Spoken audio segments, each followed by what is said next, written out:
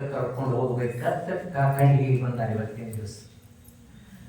ಆವಾಗ ಗೌಡ್ರಿಗೆ ಹೇಳಿದ್ರು ಅವ್ರು, ಕಾಕಂಡಿ ಗೌಡ್ರಿಗೆ, ನಮ್ಮ ಊರ ಸಣ್ಣದೈತ್ರಿ, ನಮ್ಮಲ್ಲಿ ಸಂಗಮನಾಥನ ಪೂಜೆ ಮಾಡೋನು ಯಾರೂ ಇಲ್ಲ. ಉಪ್ಪಲ ಜಿನಿ ಸಂಗಮನಾಥ ಅದ ಗುಡಿ ನಾನು ನೋಡಿನಿ, ಅಲ್ಲಿ ಯಾರು ಪೂಜೆ ಮಾಡೋನು ಇಲ್ಲ.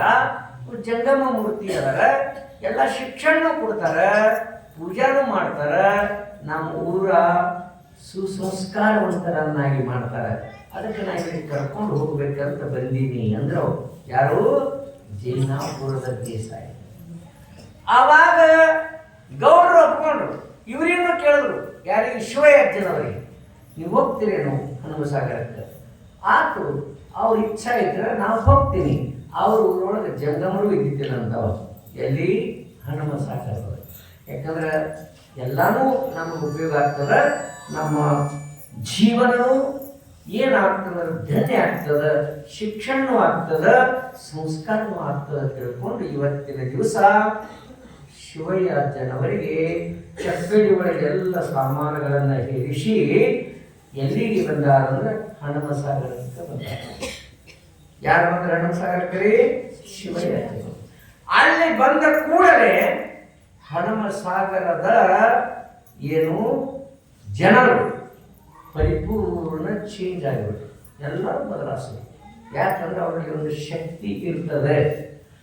ಸಂಸ್ಕಾರ ಹೆಂಗಂದ್ರೆ ಮೊಟ್ಟ ಮೊದಲು ಸುಬೋಧ ಬೇಕು. ಸುಬೋಧದಿಂದ ಸುಸಂಸ್ಕಾರ, ಸುಸಂಸ್ಕಾರದಿಂದ ಸುವಿಚಾರ, ಸುವಿಚಾರದಿಂದ ಸುಕೃತಿ. ಒಂದಕ್ಕೊಂದು ಸಂಬಂಧವಿದೆ. ಮೊದಲು ಒಳ್ಳೆಯ ಜ್ಞಾನ ಬೇಕು, ಅಂದ್ರೆ ಸುಬೋಧ. ಆ ಸುಬೋಧದಿಂದ ಸುಸಂಸ್ಕಾರ ಹುಡ್ತವೆ, ಸುಸಂಸ್ಕಾರದಿಂದ ಸುವಿಚಾರ ಹುಡ್ತವೆ, ಸುವಿಚಾರದಿಂದ ಸುಕೃತಿ, ಒಳ್ಳೆಯ ಕರ್ಮ ಅವ್ರ ಕೈಯಿಂದ ಆಗ್ತದೆ. ಅದಕ್ಕೆ ಮೊದಲು ಸುಬೋಧ, ಒಳ್ಳೆಯ ಜ್ಞಾನ ಬೇಕು. ಅದು ಮುಂದಂಗೆ ಸಂಸ್ಕಾರ. ಸಂಸ್ಕಾರದಲ್ಲಿಯೂ ಕೂಡ ಎರಡು ಪ್ರಕಾರ: ಗುಣಪ್ರಾಪ್ತಿ ರೂಪ ಸಂಸ್ಕಾರ, ಮನ ನಿವೃತ್ತಿ ರೂಪ ಸಂಸ್ಕಾರ. ಒಂದು ಕರ್ಮದಿಂದ 5 ಕಾರ್ಯಗಳಾಗ್ತಾವ. ಸ್ವಲ್ಪ ನೆನಪಿಟ್ಕೊಳ್ಳಿ, ಕರ್ಮದಿಂದ 5 ಕಾರ್ಯಗಳಾಗ್ತಾವ: ಪದಾರ್ಥದ ಉತ್ಪತ್ತಿ, ಪದಾರ್ಥದ ನಾಶ, ಪದಾರ್ಥದ ಪ್ರಾಪ್ತಿ, ಪದಾರ್ಥದ ವೈಕಾರ್ಯ, ಪದಾರ್ಥದ ಸಂಸ್ಕಾರ. ಈಗ ಒಂದು ಕುಂಬಾರ ಕೊಡ ಮಾಡಬೇಕಾದ್ರೆ ಕರ್ಮ ಬೇಕು, ಕ್ರಿಯೆ ಮಾಡಬೇಕು. ಪದಾರ್ಥದ ನಾಶ ಆಗಬೇಕಾದ್ರೂ ಕರ್ಮ ಬೇಕು, ಕೊಡ ಹೊಡಿಬೇಕಾದ್ರೂ ಕರ್ಮ ಬೇಕು. ಕಟ್ಟಿಗೆ ಹೊಡ್ರಿ, ಕಲ್ಲಿಗೆ ಹೊಡ್ರಿ. ಇನ್ನು ಒಂದು ಊರು ಬಿಟ್ಟು ಒಂದು ಊರಿಗೆ ಹೋಗ್ಬೇಕಾದ್ರೂ ಕ್ರಿಯೆ ಬೇಕು. ಇಲ್ಲಿ ಗುತ್ತಲಿನ ಬಾಗಲಕೋಟೆ ಅದು ನಡೆಯಂಗಿಲ್ಲ. ಬಾಗಲಕೋಟೆಗೆ ನಾವು ನಡ್ಕೊತು ಹೋಗ್ಬೇಕು ಅಥವಾ ವಾಹನದಿಂದ ಹೋಗಬೇಕು. ಪದಾರ್ಥದ ಪ್ರಾಪ್ತಿನೂ ಕ್ರಿಯಾದಿಂದ ಆಗ್ತದ. ಇನ್ನು ಪದಾರ್ಥದ ವೈಕಾರ್ಯ ಅಂದ್ರೆ ಹೆಂಗ ಅಕ್ಕಿ ಕೊಂಡು ತರ್ತೀವಿ ನಾವು ಅಂಗಡಿಯಲ್ಲಿ, ಅದು ಅನ್ನ ಹಾಕ್ತಂದ್ರೆ ತಾನೇ ಇಲ್ಲ, ಅದು ಗಡಿಯೊಳಗೆ ಹಾಕಿ ಎಷ್ಟು ನೀರು ಬೇಕಂತ ಹಾಕಿ ಅದನ್ನು ನೀವು ಕುದಿಸ್ಬೇಕು. ಅಕ್ಕಿ ಹೋಗಿ ಏನಾಯ್ತದು? ಅನ್ನ. ಇದು ಕರ್ಮದಿಂದಲೇ ಆಗ್ತದೆ. ಪದಾರ್ಥದ ಉತ್ಪತ್ತಿ, ಪದಾರ್ಥದ ನಾಶ, ಪದಾರ್ಥದ ಪ್ರಾಪ್ತಿ, ಪದಾರ್ಥದ ವೈಕಾರ್ಯ. ಇನ್ನು ಪದಾರ್ಥದೊಳಗೆ ಇನ್ನು ಮುಂದೆ ಸಂಸ್ಕಾರ, ಗುಣಪ್ರಾಪ್ತಿ ರೂಪ ಸಂಸ್ಕಾರ, ಮಲ ನಿವೃತ್ತಿ ರೂಪ ಸಂಸ್ಕಾರ. ಇದು ಮಾತ್ರ ಕ್ರಿಯಾದಿಂದೇ ಆಗ್ತದೆ. ಹೆಂಗೆ?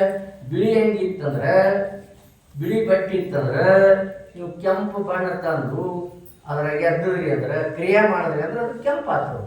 ಹಸರು ಎದ್ದ್ರಿ ಅಂದ್ರೆ ಹಸರು ಆಗ್ತದೆ. ಮತ್ತು ಇನ್ನು ನೀವು ಕ್ಯಾಮಿ ಎದ್ದ್ರಿ ಅಂದ್ರೆ ಕ್ಯಾಮಿ ಆಗ್ತದೆ. ಒಟ್ಟು ಗುಣಪ್ರಾಪ್ತಿ ರೂಪ ಸಂಸ್ಕಾರ. ಇನ್ನೊಂದು ಮಲ ನಿವೃತ್ತಿ ರೂಪ ಸಂಸ್ಕಾರ ಅಂದ್ರೆ, ನಿಮ್ಮ ಬಟ್ಟೆ ಕೊಳೆಯಾಗಿತ್ತು, ಹೊಲಸಾಗಿತ್ತಂದ್ರೆ ಅದು ಸಾಬೂನು ಹಚ್ಚಿ ತೊಳೆಯುವುದು. ಅಂದರೆ ಇದು ಮಾತ್ರ ಮಲ ನಿವೃತ್ತಿ ರೂಪ ಸಂಸ್ಕಾರ.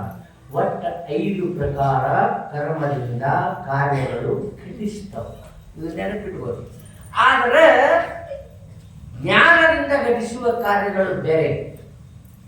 ಜ್ಞಾನದಿಂದ ಘಟಿಸುವ ಕಾರ್ಯ ಮುಖ್ಯವಾದ ಅಜ್ಞಾನವನ್ನೇ ನಾಶ ಮಾಡ್ತದೆ. ಜ್ಞಾನ ಇದು ಲಕ್ಷಣ ಇಟ್ಕೊಳ್ಳಿ.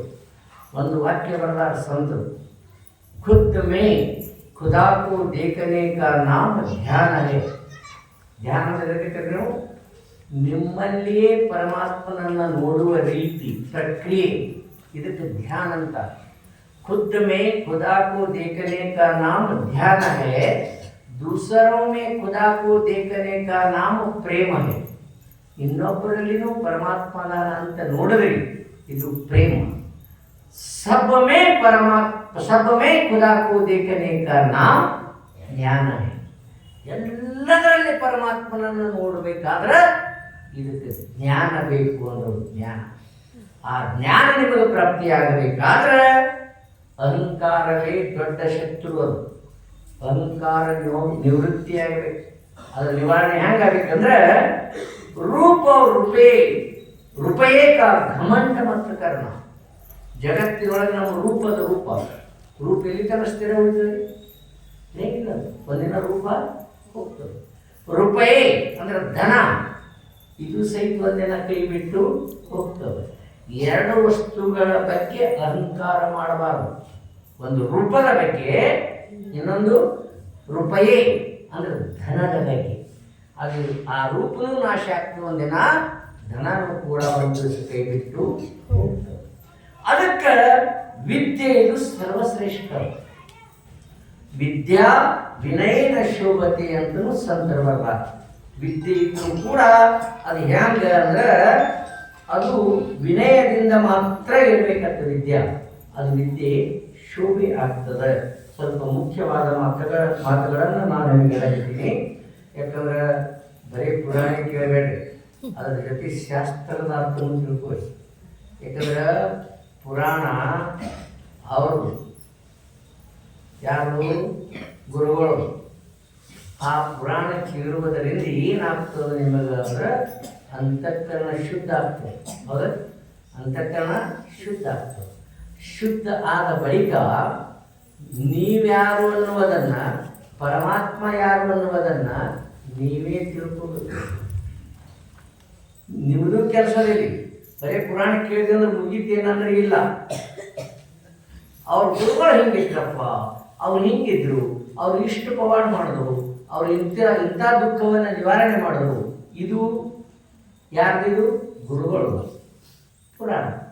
ನಿಮ್ಮ ಪುರಾಣ ನಮ್ಮನ್ನು ನಾವು ನೋಡ್ಬೇಕಲ್ರಿ. ನಾ ಯಾರು, ಪರಮಾತ್ಮನ ಯಾರು, ಜಗತ್ತಂದ್ರೆ ಏನು, ನಾ ಏನು ಮಾಡ್ಬೇಕು, ಇದು ಕರ್ತವ್ಯ ನೋಡ್ಬೇಕು. ನಮ್ಮದು ಕರ್ತವ್ಯ ಅದ. ಭಾಳ ಮಂದಿ ಪುರಾಣ ಕೇಳಿದ್ರೆ ಆಯ್ತು, ಪುರಾಣ ಕೇಳಿದ ಮುಗಿತು. ಇಲ್ಲದು ಪುರಾಣ ಕೇಳುವುದರಿಂದ ನಮ್ಮ ಅಂತಃಕರಣದಲ್ಲಿರುವ ಜನ್ಮಾಂತರದ ಪಾಪದ ಪರಿಹಾರ ಆಗ್ತದೆ. ಮುಂದೆ ಕೆಲಸದಲ್ಲಿ ಏನು ನೋಡ್ಬೇಕು ನಾವು? ಶ್ರವಣ, ಮನನ, ನಿಧಿಧ್ಯಾಸನ ಮಾಡಬೇಕು. ಅವ್ರು ಹೆಂಗೆ ಗುರುಗಳು ನಮಗೆ ಹೇಳ್ಯಾರ ಹಾಗೆ ನಾವು ವರ್ತನೆ ಮಾಡಬೇಕು. ಬೋಲೆ ತೈಸೆ ಚಾಲೆ ಒಂದಾವೆ ತ್ಯಾಂಚೆ ಪಾವುಲೆ. ಯಾರು ನೋಡಿದಂಗೆ ನಡೀತಾರೆ ಅವ್ರ ಪಾದಕ್ಕೆ ನೀವು ಸಾಷ್ಟಾಂಗ ನಮಸ್ಕಾರ ಮಾಡಿ ಅಂದಾಗ ನಡೀಬೇಕು. ನುಡಿದಂತೆ ನಡಿಬೇಕು. ಅವರು ನುಡಿಯುವುದೊಂದು ಪರಿ, ನಡೆಯುವುದೊಂದು ಪರಿ. ಅಂದ್ರೆ ಅವ್ರಿಗೆ ಯಾರು ಜ್ಞಾನಿಗಳು ಅನ್ನಂಗಿಲ್ಲ, ಅವ್ರಿಗೆ ಯಾರು ಸದ್ಗುರುನು ಅನ್ನಂಗಿಲ್ಲ. ಯಾಕಂದ್ರೆ ನುಡಿದಂತೆ ನಡೆ ಇದೇ ಜನ್ಮ ಕಡೆ ಅಂತ ಬಸವಣ್ಣವರು ಕೂಡ ಈ ಮಾತನ್ನ ಹೇಳಿದ್ದಾರೆ. ಯಾಕಂದ್ರೆ ಬಸವಣ್ಣವರು ಇನ್ನೊಂದು ಮಾತು ಭಾಷಣ ಹೇಳ್ಯಾರ. ಏನು? ಮತ್ತೊಂದು ಕೇಳದಂತೆ, ಮತ್ತೊಂದು ಕಾಣದಂತೆ ನಿಮ್ಮ ಶರಣರ ಪಾದವಲ್ಲದೆ ಅನ್ಯ ವಿಷಯ ತಿಳಿಸದಂತೆ ಇರಿಸಯ್ಯ ಕೂಡಲ ಸಂಗಮ ದೇವ. ಮತ್ತೊಂದು ಕೇಳೋದು ಇಲ್ಲ, ಮತ್ತೊಂದು ನೋಡೋದು ಇಲ್ಲ. ಹೆಂಗಂತಾರ ಬಸವಣ್ಣವ್ರು ಅಂದ್ರೆ ನಿಮ್ಮ ಶರಣರ ಪಾದವಲ್ಲದೆ ಅನ್ಯ ವಿಷಯ ತಿಳಿಸದಂತೆ ಇರಿಸಯ್ಯ ಕೂಡಲ ಸಂಗಮ ದೇವ. ನಾವು ಗುರುವಿನ ಪಾದ ಗಟ್ಟಿ ಹಿಡಿಬೇಕ್ರಿ. ಯಾಕಂದ್ರೆ ಗುರುವಿನ ಪಾದ ಎಷ್ಟು ಗಟ್ಟಿ ಹಿಡಿತೀರಿ ಅಷ್ಟು ಆನಂದ. ಈಗ ಹೆಂಗಿದೆ ಅಂದ್ರೆ ಜಾಲಗಾರ ಜಾಲನ್ನ ಒಗಿತಾನ ನೀರ್ನಾಗ. ಜಾಲಗಾರ ಜಾಲಿಗೆ ಒಗಿತಾನೆ ಮೀನೊಳಗೆ. ಜಾಲಗಾರನ ಪಾದದಲ್ಲಿ ಇದ್ದಂಥ ಮೀನು ಆ ಜಾಲಿಗೆಯಲ್ಲಿ ಸಿಗಂಗಿಲ್ಲ ಬಳಿಯೊಳಗೆ. ಅವನ ಕಾಲಾಗಿತ್ತು ಸಿಗ್ತದೆ. ಆ ಜಾಲಗಾರ ಏನು ಬಲಿ ಒಗಿತಾನ, ತನಗೆ ಬಿಟ್ಟು ಒಗಿತಾನ. ಅವನ ಪಾದದಲ್ಲೇ ಓಡಾಡ್ತಿತ್ತು ಮೀನ ಅಂದ್ರೆ ಆ ಬಲಿ ಒಳಗದು ಬಿಡಂಗಿಲ್ಲ. ಹಾಗೆ ಸದ್ಗುರುವಿನ ಪಾದದಡಿಯಲ್ಲಿ ನಾವು ಸದಾ ಕಾಲ ಇದ್ದೇವಂದ್ರೆ ಯಮರಾಜನ ಬಲಿ ಮಾತ್ರ ನಮಗೆ ಬಿಡಂಗಿಲ್ಲ. ಯಮರಾಜನ ಬಲಿ ಬಿಡಂಗಿಲ್ಲ. ಭಾಳ ಸಮೀಪ ಇದ್ದೆವು, ಎಟ್ಟೆಟ್ಟು ಸಮೀಪ ಇದ್ದೆವು. ಅದಕ್ಕೆ ಮಹಾ